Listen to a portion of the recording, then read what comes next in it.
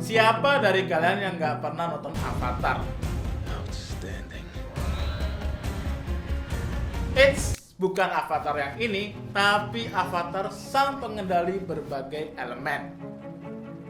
Nah, Avatar ini jadi salah satu kartun populer besutan Nickelodeon. Bahkan gak hanya seri kartun, franchise ini juga dibuat dalam bentuk komik loh. Hampir semua pasti pernah menonton aksi Aang dalam menyelamatkan dunia. Ceritanya nih, Aang dan tim Avatar harus menghadapi perang antar kerajaan yang membara.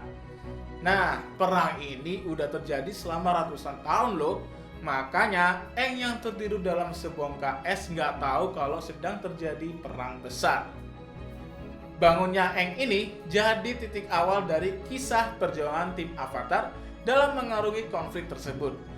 Dan perjalanan mereka erat kaitannya loh dengan politik. Tapi tahu nggak sih kalau ternyata unsur politik Avatar ini juga mencerminkan politik di dunia nyata? Kira-kira kenapa ya unsur politik Avatar ini juga sejalan dengan realitas kita? Inilah mengapa.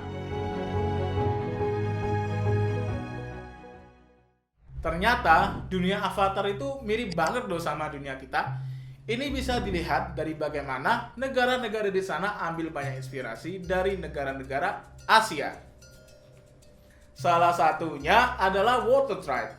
Nah, suku air ini dibilang banyak terinspirasi dari suku Inuit dan Yupik loh. Ini kelihatan dari pola baju mereka yang terlihat mirip. Selain Water Tribe, kerajaan bumi juga didasarkan pada budaya di dunia nyata, yakni negara Tiongkok. Basingse misalnya, mereka mengambil inspirasi dari Manchu dengan gaya rambut Tauchang.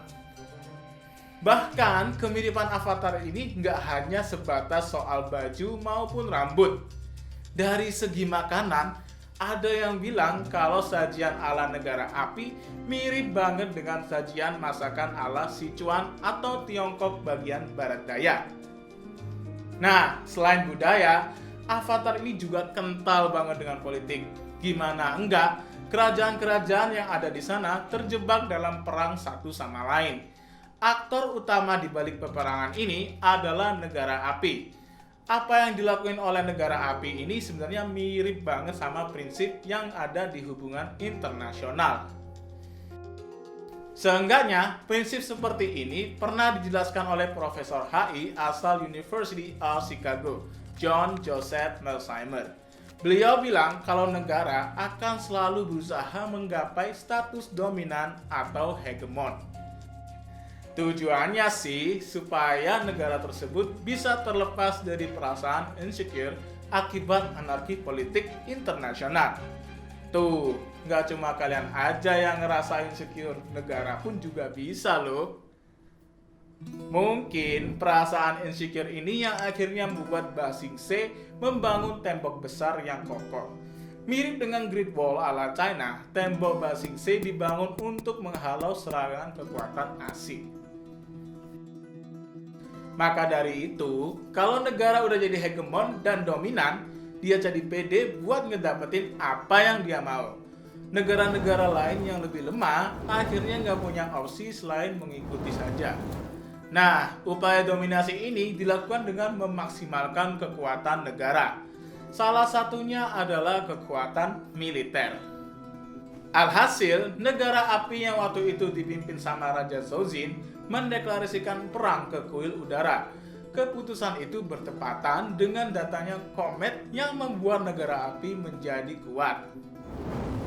Apa yang dilakukan Zhozin kala itu bisa aja termasuk upaya untuk memaksimalkan kekuatan. Dengan adanya komet tersebut, balance of power menjadi tidak imbang dan menguntungkan negara api. Kalau mengacu ke Mersheimer lagi nih, apa yang dilakukan oleh Zhozin ini bisa berujung pada hegemoni. Akibatnya, negara tersebut menjadi dominan terhadap negara-negara lain. Nah, apa yang dilakukan oleh negara api ini mirip dengan satu negara loh. Kalau dikaitkan sama sejarah, negara api ini dibilang mirip dengan Jepang, khususnya Jepang era imperial. Katanya sih, semua ini dimulai ketika Jepang memasuki era Meiji. ketika itu Jepang mulai melakukan modernisasi ala barat. Modernisasi itu juga berujung pada militerisasi di era Taisho. Militerisasi Jepang pada era itu akhirnya berujung pada upaya untuk meningkatkan dominasi. Kala era Showa misalnya, Jepang akhirnya menguasai sejumlah wilayah Asia, mulai dari Tiongkok, Korea, hingga Indonesia. Apa yang dilakukan Jepang dalam Perang Dunia Kedua juga disebut loh mirip dengan negara api. Ini bisa dilihat dari segi kekuatan hingga propaganda yang dilakukan Jepang. Dengan kekuatannya, Jepang imperial membangun tatanan dunia sendiri di Asia. Tatanan ini disebut sebagai Daitoa Kyoken atau kawasan kemakmuran bersama Asia Timur Raya. Tatanan kemakmuran ala Jepang ini mirip dengan apa yang diinginkan oleh Shōjin. Dengan berbagai koloninya, Shōjin mengharapkan kalau negara api bisa berbagi kejayaan dan kemakmuran bersama negara-negara lain. Ya, namanya juga keinginan belaka, ujung-ujungnya hanya satu negara yang menjadi dominan. Malahan, Daitoa Kyoken maupun kemakmuran ala Shōjin jadi sebatas propaganda aja tuh. Wah, kalau nonton Avatar bisa jadi belajar sejarah juga dong kalau gini. Mungkin ini bisa juga jadi masukan buat PJJ-nya Mas Nadim nih, yang kemarin juga menggandeng Netflix loh. Oh iya, selain Aang, ada juga avatar baru loh yang namanya Korra.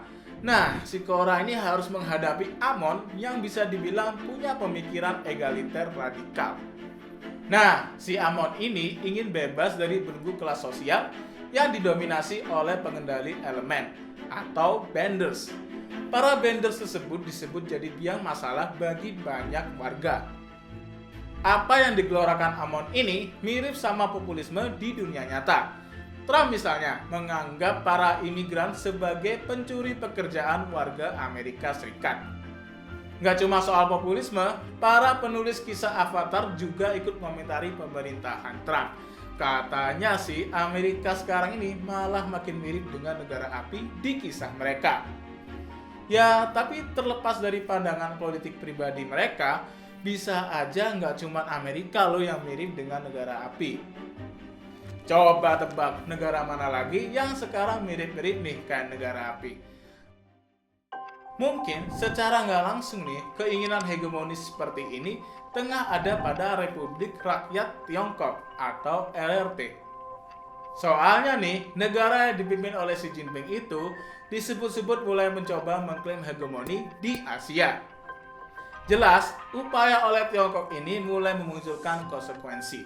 Hong Kong misalnya, meski konsep dua sistem satu negara masih berlaku hingga 2047, pemerintahan Xi mulai merongrong demokrasi kota tersebut. Di sisi lain, seperti negara api, Tiongkok sekarang lagi bangun militernya juga loh. Bahkan, negara itu juga membangun pulau lengkap dengan pangkalan militer di Laut Cina Selatan. Alhasil, banyak negara Asia Tenggara mulai merasa khawatir, termasuk Indonesia. Pasalnya, ZEE Laut Natuna Utara disebut-sebut tumpang tindih loh sama klaim Tiongkok. Nggak hanya di Laut Cina Selatan, Tiongkok juga udah mulai berkonflik loh dengan negara-negara lain. Salah satunya adalah India. Beberapa waktu lalu, Tiongkok dan India sempat mengalami gesekan bersenjata loh di wilayah Ladakh. Dua negara itu juga disebut-sebut telah menyiapkan suplai dan persenjataan di perbatasan. Wah, bukan nggak mungkin Tiongkok pengen nih mencapai status dominan di Asia.